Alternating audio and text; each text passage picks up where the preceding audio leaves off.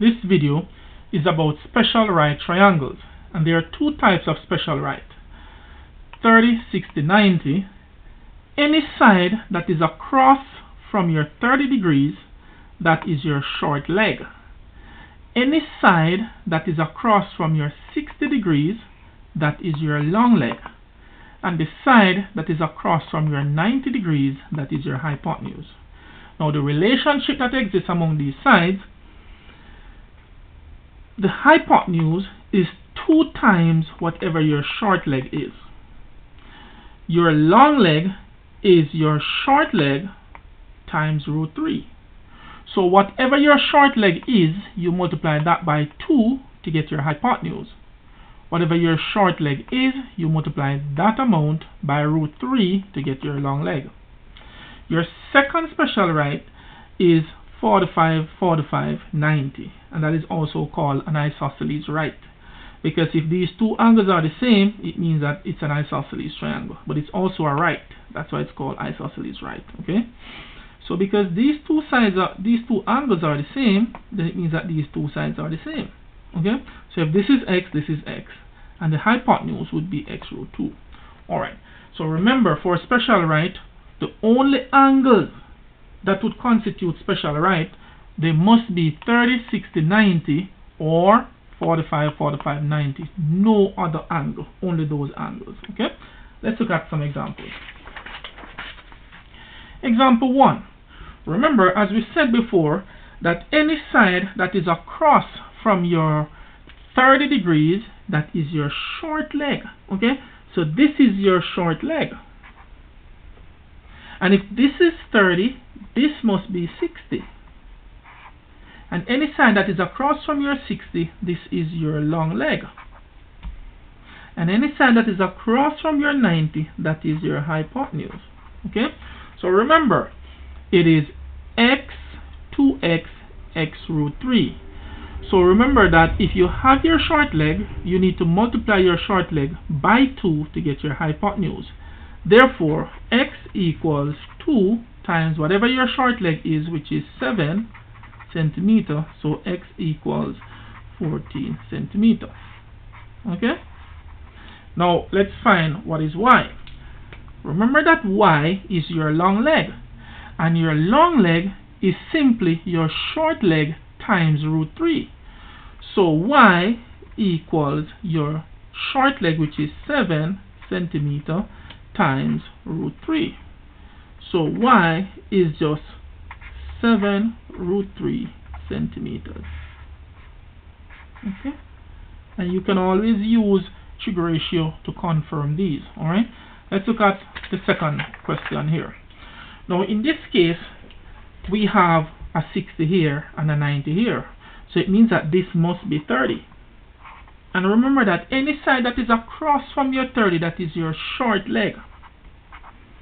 Any side that is across from your 60, that is your long leg. And any side that is across from your 90 degrees, that is your hypotenuse. Okay? So because we were given the hypotenuse, remember, half of the hypotenuse is the short leg. Or we could say 2 times the short leg is the hypotenuse. So whenever you get the hypotenuse, you divide that by 2 to get your short leg. So it means that x, let's use a different color marker here. It means that x, which is this, is equal to 18 inches divided by 2. And 18 divided by 2, that is 9. So this is 9 inches. So x equals 9 inches. Okay? Now, once you have your short leg, remember to find your long leg is the short leg times root 3. Okay? So let's find what is our long leg. So our long leg, which is y equals our short leg, which is 9. So this would be 9 inches times root 3. Okay? So y equals 9 root 3 inches. And that would be the solution for that. Okay? Now let's look at another example here.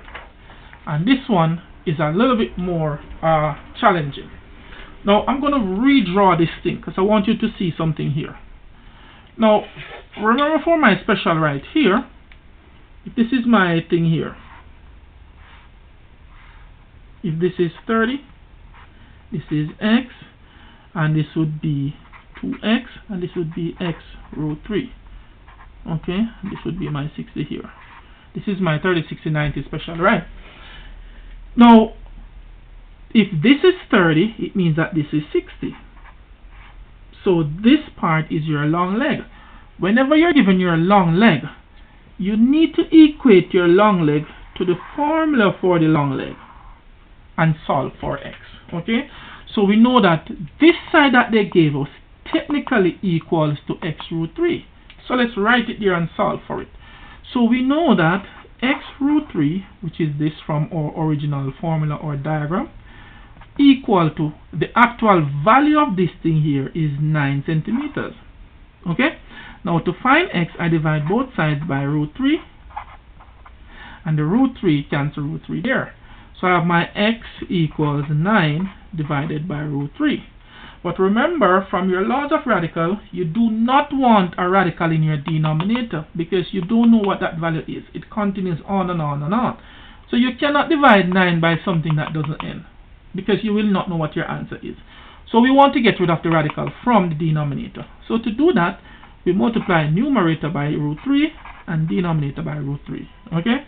So this would give us x equals 9 times root 3, that is 9 root 3, divided root 3 times root 3, that is root 9. And remember, we know what is the square root of 9. Okay? So x equals 9 root 3, and the square root of 9, that is just 3. Okay? And we could say 3 into itself goes 1, 3 into 9 goes 3. So x equals 3 root 3. And this is your final answer here. So we know that is our value here. So if we know that x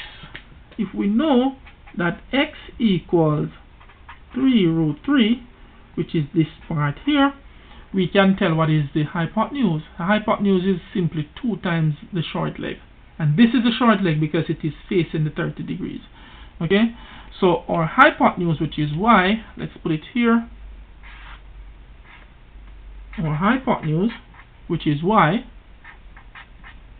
that is just 2 times our short leg, which is 3 root 3. And 2 times 3, that is 6, so that is 6 root 3. So this part would be 6 root 3. Okay?